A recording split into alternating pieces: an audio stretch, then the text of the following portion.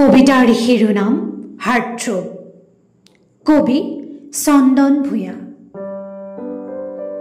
এটা জাতিৰ হাৰ্টথ্ৰব নোহোৱা হ'ল, এটা জাতিৰ উশাহ স্তব্ধ হ'ল, কাকোৱেই খাতিৰ নকৰা বহল মন এটা নোহোৱা হ'ল, জাতিহীন ধৰ্মহীন স্পন্দন এটা হেৰাই গ'ল, এজন দানবীৰ ৰণ্যদাতা নোহোৱা হ'ল।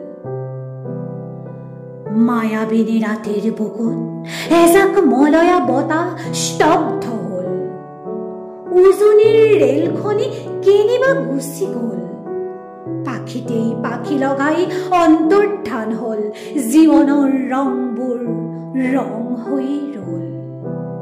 হঠাতেই এটা সাহসী কণ্ঠ হেৰাই গ'ল, ধুমুহাৰ সৈতে নাচি নাচি এটা উশাহ স্তব্ধ হ'ল। মায়াবিনী ৰাতিৰ বুকুত এটা জাতিৰ তৰা হেৰাই গ'ল। জাতি নোহোৱা, ধৰ্ম নোহোৱা, মুক্ত কণ্ঠ এটা থমকি ৰ'ল, কাকো খাতিৰ নকৰা স্পষ্টবাদী প্ৰেৰণা এটা নোহোৱা হ'ল।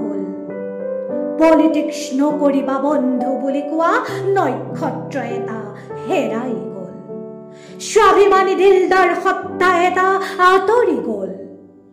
সোণেৰে সজোৱা বজাত হঠাতে হেৰাই কেনিনো গ'ল, পাখি পাখি মনেৰে এজন নায়ক হৈ ৰ'ল।